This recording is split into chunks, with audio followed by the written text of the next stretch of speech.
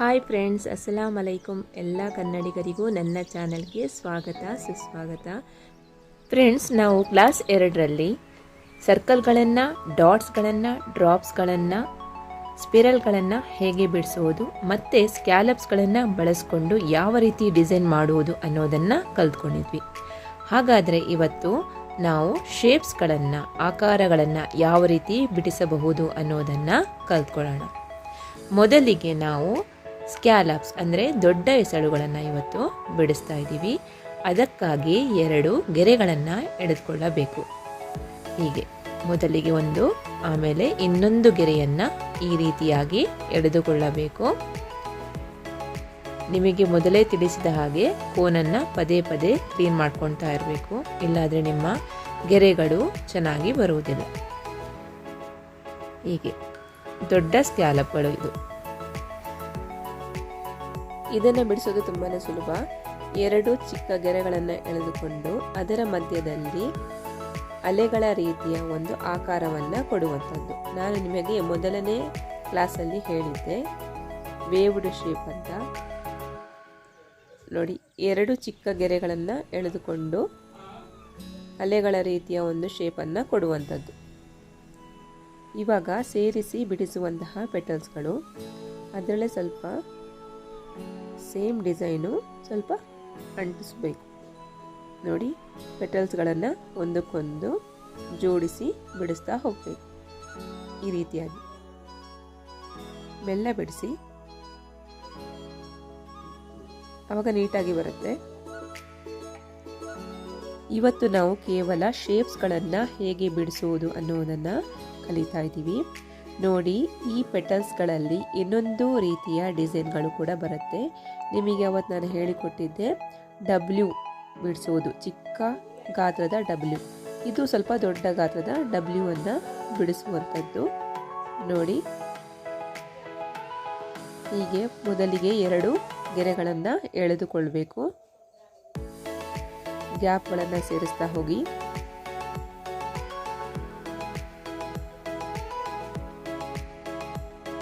ಇವಾಗ ಅದರಲ್ಲೇ ನಾವು ಡಬ್ಲ್ಯೂ ಶೇಪಿನ ಎಸಳುಗಳನ್ನು ಬಿಡಿಸ್ತಾ ಹೋಗ್ತೀವಿ, ಪೆಟಲ್ಸ್ಗಳನ್ನು ಬಿಡಿಸ್ತಾ ಹೋಗ್ತೀವಿ. ಸ್ವಲ್ಪ ಗ್ಯಾಪ್, ಎಸಳುಗಳ ನಡುವೆ ಸ್ವಲ್ಪ ಅಂತರವಿರಬೇಕು. 2 ರೀತಿಯಲ್ಲಿ ಬಿಡಿಸಬಹುದು. ಒಂದು ಅಂತರವಿರುವಂಥದ್ದು, ಇನ್ನೊಂದು ಅಂತರವಿಲ್ಲದಿರುವುದು. ಹೀಗೆ ಈಗ ಅಂತರವಿಲ್ಲದ್ದು.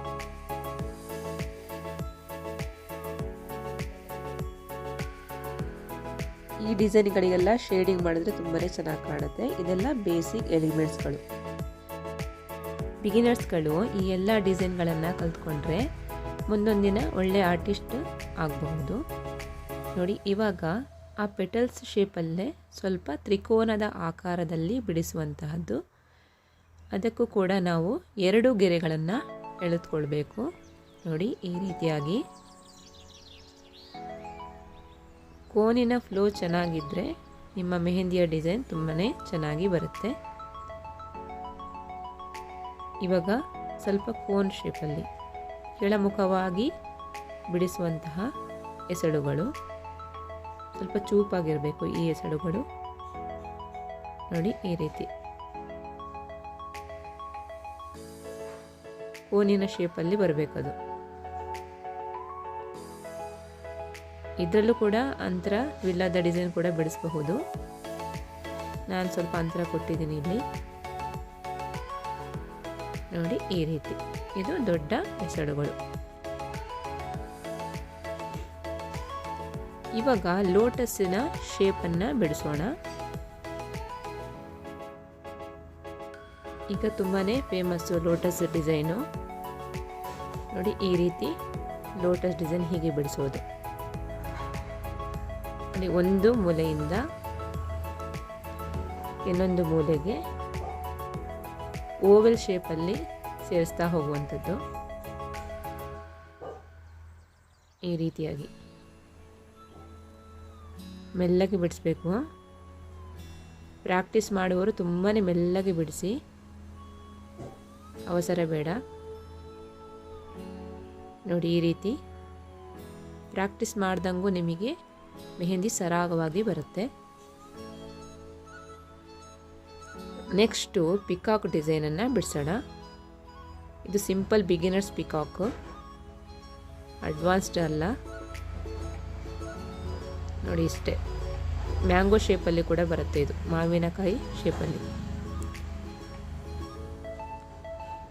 ಮೊದಲೆಲ್ಲ ಮಾವಿನಕಾಯಿ ಬಾರ್ಡ್ರ್ ಸ್ಯಾರಿಗಳು ಬರ್ತಾ ಇದ್ವಲ್ಲ, ಆ ರೀತಿ ನೋಡಿ. ಈ ರೀತಿ ಮೆಲ್ಲಗೆ ಲೈನ್ ಎಳ್ಕೊಂಡು ಹೋಗಿ ಸೇರಿಸುವಂಥದ್ದು.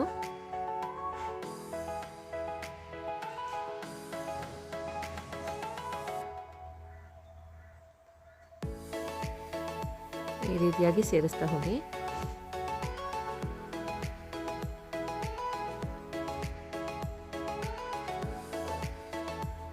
ಮೊದಲಿಗೆ ಒಂದು ಸ್ವಲ್ಪ ಚಿಕ್ಕದಾಗಿ ಒಂದು ವೃತ್ತಾಕಾರವನ್ನು ಎಳ್ಕೊಳ್ಳಿ.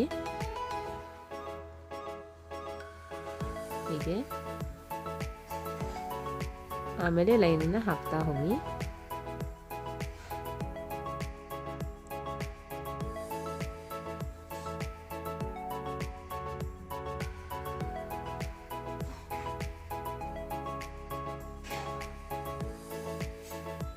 ಕೋನಿನ ಫ್ಲೋ ಚೆನ್ನಾಗಿಲ್ಲದೆ ಇದ್ದರೆ ಈ ರೀತಿ ಡಿಸ್ಟರ್ಬೆನ್ಸ್ಗಳು ಆಗ್ತವೆ. ನೋಡಿ, ನನಗೂ ಆಗ್ತಾ ಇದೆ.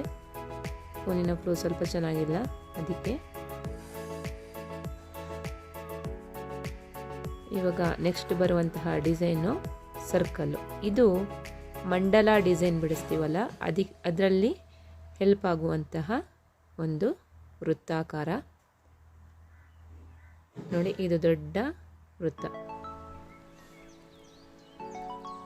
ಇದು ಮಂಡಲ ಡಿಸೈನಲ್ಲಿ ನಿಮಗೆ ತುಂಬಾ ಹೆಲ್ಪ್ ಆಗುತ್ತೆ. ಇನ್ನೂ ದೊಡ್ಡದಾಗಿ ಬಿಡಿಸ್ಬೋದು. ನಾನು ಸ್ವಲ್ಪ ಮೀಡಿಯಮ್ ಆಗಿ ನಿಮಗೆ ತೋರಿಸ್ತಾ ಇದ್ದೀನಿ. ಇದು ವೃತ್ತಾಕಾರ. ಇದ್ರ ಮೇಲೆ ಸ್ಕ್ಯಾಲಪ್ಸ್ಗಳನ್ನು, ಚಿಕ್ಕ ಸ್ಕ್ಯಾಲಪ್ಸ್ಗಳನ್ನು ಬಿಡಿಸ್ತಾ ಹೋದರೆ ತುಂಬಾ ಚೆನ್ನಾಗಿ ಕಾಣುತ್ತೆ. ಇದರೊಳಗೆಲ್ಲ ಹೇಗೆ ಫಿಲ್ಲಿಂಗ್ ಮಾಡಬೇಕು, ಹೇಗೆ ಶೇಡಿಂಗ್ ಮಾಡಬೇಕು ಅನ್ನೋದನ್ನು ನಿಮಗೆ ನಾನು ನೆಕ್ಸ್ಟ್ ಕ್ಲಾಸಲ್ಲಿ ತಿಳಿಸ್ತೀನಿ.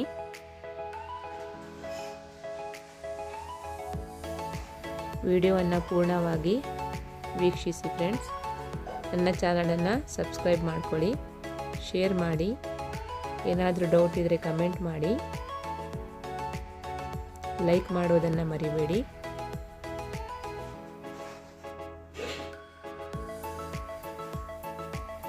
ನೆಕ್ಸ್ಟ್ ಬರುವಂಥದ್ದು ಓವೆಲ್ ಶೇಪ್, ಮೊಟ್ಟೆ ಆಕಾರದ್ದು. ಈ ಎಲ್ಲ ಡಿಸೈನ್ಗಳು ಬ್ರೈಡಲ್ ಮೆಹಂದಿ ಬಿಡಿಸುವಾಗ ಬ್ರೈಡಲಿನ ಮತ್ತು ಬ್ರೈಡ್ ಗ್ರೂಮಿನ ಹೆಸರನ್ನು ಬರಿತೀವಲ್ಲ, ಆವಾಗೆಲ್ಲ ಈ ಡಿಸೈನ್ಗಳು ಹೆಲ್ಪ್ ಆಗುತ್ತೆ. ಅದರೊಳಗೆ ಹೆಸರುಗಳನ್ನು ಬರೆಯೋಕ್ಕೆ ಹೆಲ್ಪ್ ಆಗುತ್ತೆ. ಇದು ಓವೆಲ್ ಶೇಪು.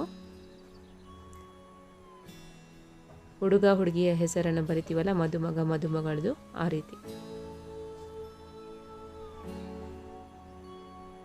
ಇದು ಓವೆಲ್ ಶೇಪ್, ಮೊಟ್ಟೆ ಆಕಾರದ ರೀತಿಯ ಡಿಸೈನು. ಇನ್ನು ನೆಕ್ಸ್ಟ್ ಹಾರ್ಟ್ ಶೇಪಿಂದು.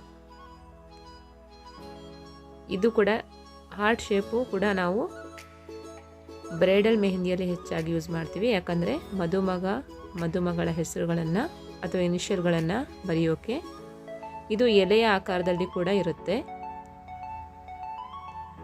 ನೋಡಿ, ಇವಾಗ ಉಲ್ಟವಾಗಿ ಬಿಡಿಸ್ತೇನೆ, ಅದಕ್ಕೆ ವಿರುದ್ಧವಾಗಿ.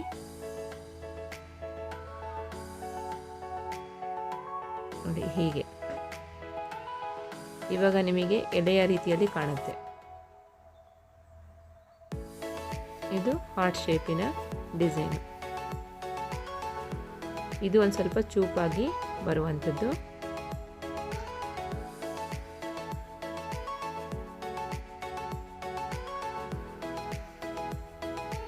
ಹೀಗೆ ತುಂಬ ಮೆಲ್ಲನೆ ಬಿಡಿಸಿ, ಫಾಸ್ಟಾಗಿ ಬಿಡ್ಸೋಕ್ಕೆ ಹೋಗಬೇಡಿ, ಡಿಸೈನ್ ಚೆನ್ನಾಗಿ ಬರಲ್ಲ.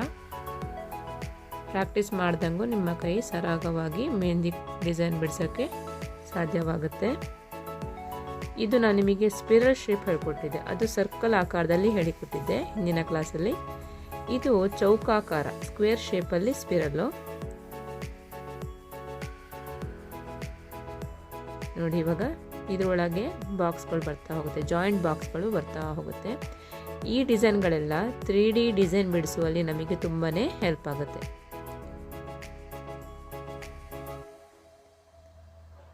ಇವಾಗ ಅಡ್ವಾನ್ಸ್ಡ್ 3D ಡಿಸೈನ್ಗಳು ಬರ್ತಾ ಇದ್ದಾವೆ ಮೆಹಂದಿ ಡಿಸೈನಲ್ಲಿ.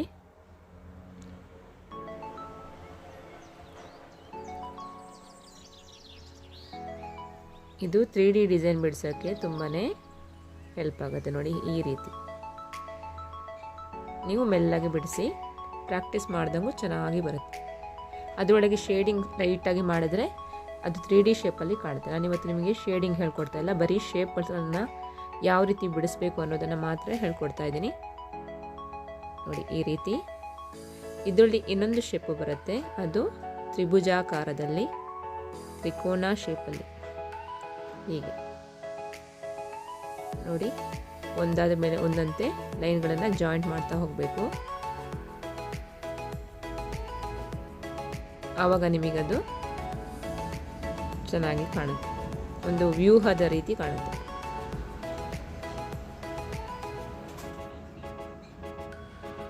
ಹೀಗೆ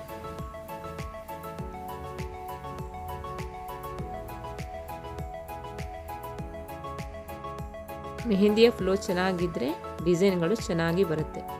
ಅದನ್ನು ನಾವು ಗಮನದಲ್ಲಿಟ್ಕೊಳ್ಬೇಕು. ಮೆಹಂದಿಯ ಫ್ಲೋನೇ ಮುಖ್ಯ. ಅದು ಬಿಗಿನರ್ಸ್ಗೆ ಆಗಲಿ ಅಥವಾ ಫೇಮಸ್ ಆರ್ಟಿಸ್ಟ್ಗೆ ಆಗಲಿ ಮೆಹಂದಿಯ ಫ್ಲೋ ಚೆನ್ನಾಗಿ ಇರಬೇಕು. ಇದು ಲೋಟಸಿನ ಲೀವ್ಸ್ಗಳು. ಲೋಟಸ್ ಡಿಸೈನ್ ಬಿಡಿಸೋತ್ತಿಗೆ ಇದು ಹೆಚ್ಚಾಗಿ ಈ ಲೀವ್ಸ್ಗಳನ್ನು ನಾವು ಯೂಸ್ ಮಾಡ್ತೀವಿ. ನೋಡಿ 9 ಶೇಪಲ್ಲಿ, ಇದು 9 ಶೇಪ್ ಅಂದರೆ 9 ಸಂಖ್ಯೆ 9ರ ಆಕಾರದಲ್ಲಿ ಇರುತ್ತೆ. ಹೀಗೆ ಇದು ಆಪೋಸಿಟ್, ವಿರುದ್ಧವಾಗಿ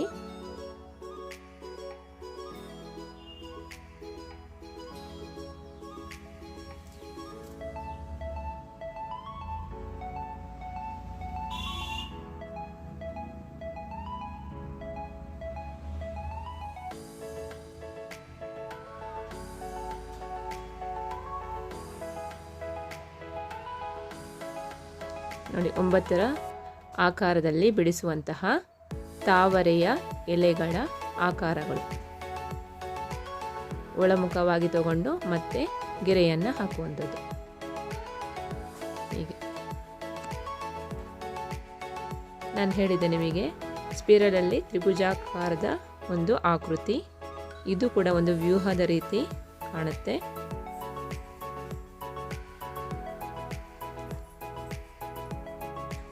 ಹೀಗೆ ಒಂದಾದರ ಮೇಲೊಂದಂತೆ ಲೈನ್ಗಳನ್ನು ಕ್ರಾಸ್ ಆಗಿ ಹಾಕ್ಕೊಂಡು ಹೋಗಿ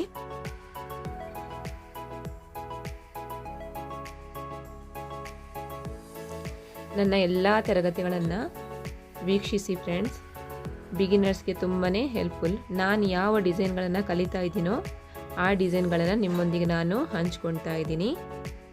ದಯವಿಟ್ಟು ನನ್ನ ವಿಡಿಯೋಗಳನ್ನು ಪೂರ್ಣವಾಗಿ ವೀಕ್ಷಿಸಿ, ಕಮೆಂಟ್ಗಳನ್ನು ಹಾಕಿ, ನನ್ನ ಚಾನಲನ್ನು ಸಬ್ಸ್ಕ್ರೈಬ್ ಮಾಡಿಕೊಳ್ಳಿ.